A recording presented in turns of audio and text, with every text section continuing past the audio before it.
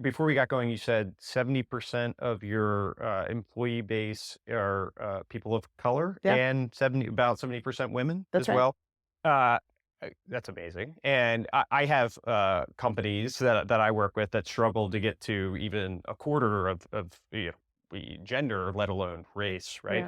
Yeah. How have you built your hiring structure and funnel? Are there best practices that you would recommend for companies that are struggling with this? How does the funnel work? How does the decisioning work? How do the considerations around diversity actually work at a granular level at the maybe the hiring point or the management point or whatever it is? Yeah, I think the first sort of advice is you gotta start early, right? And so, because, people from diverse backgrounds will look at face value, literally at face value, at the composition of a team and make some assumptions about whether they would be welcome there, right? And so to be the first one, and I've been the first many, many times, it's a really uncomfortable position. Nobody wants to be first, Yeah. right? And so if you have a team of all guys, that first female hire is gonna be difficult.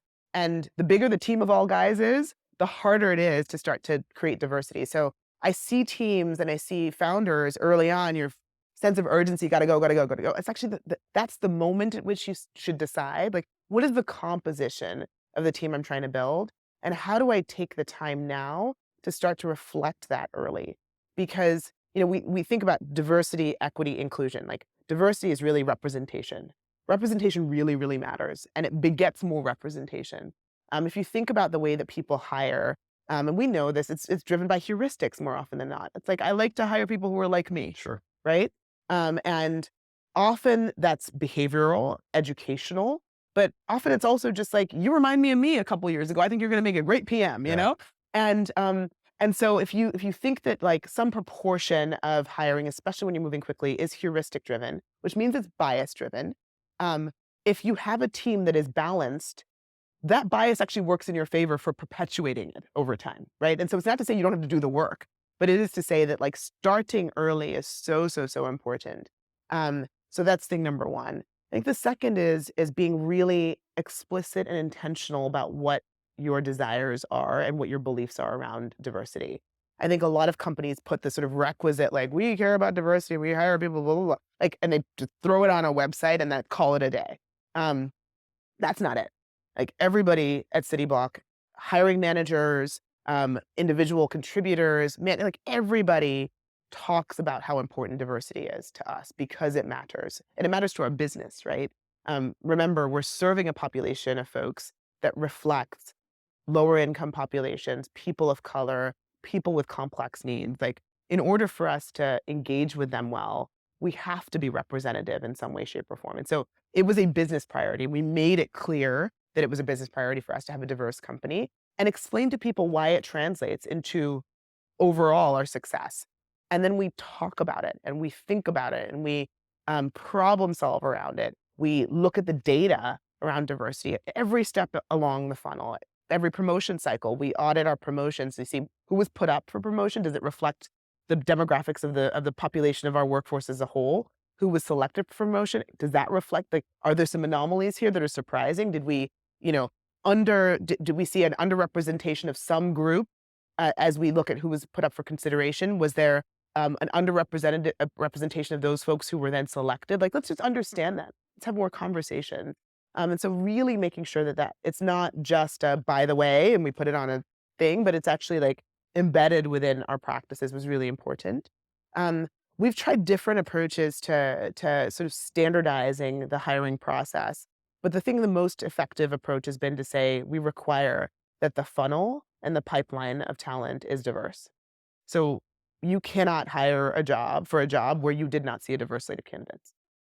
That's been just critical because all we're looking to do is create an equal opportunity, equal playing field for diverse candidates. And we're putting the onus on our teams upstream to go find people who have the skills, have the qualifications, have the capacity to do the work, who represent diversity in that organization.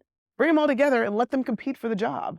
And sure enough, like, we you can create the outcomes that you wanna get just by ensuring that that funnel is nice and diverse. Those are the types of things that we've done that have been really important. Really important, though, alongside that, that is, what do you do to retain talent? And how do you ensure that you're creating an environment that's inclusive? And that has been just as important as the sort of representation part for us. And again, it comes back to what are our programs? What are our systems for supporting people? How do we think about we've leveraged employee resource groups. They're incredible. We've got a number of ERGs across a whole host of dimensions of identity, not just race, disability status, our veterans ERG, our faith-based ERG. It's just a really warm, cross-organizational kind of opportunities for people to just share, build affinity, and also create awareness for other groups, right? And so there's a lot of work that happens across these ERGs. We compensate the leadership roles there, so people are incentivized to do it, and we recognize that work because often people of color in particular in organizations are asked to do extra work on behalf of the company to bring in diversity, to mentor, to what have you, and it becomes a burden. And there's data that shows actually that the people who volunteer for those roles are sometimes disadvantaged in terms of their ability to advance their careers, and because it seems like they're distracted. Oh, totally. I mean, you can't manage what you don't measure, That's right? right. And so managing the pipeline and all that. That's But it right. is interesting with the ERGs and making sure you have a diverse hiring panel of people that are actually in the room and making Hmm. those decisions. It goes back to your first point of if you don't start early, then you're overburdening. Not only is it hard to be that first person for all the, whatever in-office type things to Yeah, stand out, but then also you get tasked with that's right. always interviewing, you get tasked with That's all right. the ERGs, you get tasked with all Yep. the, and so it ends up being an undue amount of burden That's right. gets put on you that is not the core job that you signed up That's right. for, That's right? right. Yeah. How do the ERGs actually work? How do they actually manifest themselves within the? Yeah. I'm So sure everyone's a little unique, but yeah, so we've got so they all have their own little names and they elect a leader, a couple leaders. So it's typically a dyad for the year. The ERGs have regular meetings. They schedule events. They collaborate across each other. And it's company wide. It's individuals to the ERG. There's just a whole host of ways that they show up. And then we provide actual like project management support to them. So if they're if it's Black History Month or something like that, like we will we'll provide support to the ERG to create company wide events, to create awareness around the issue and the topic. It's just been we have I think it's about 40% of our workforce are part of at least one ERG. It's oh, really like the engagement is huge, and folks are really I think find it to be a really fantastic opportunity.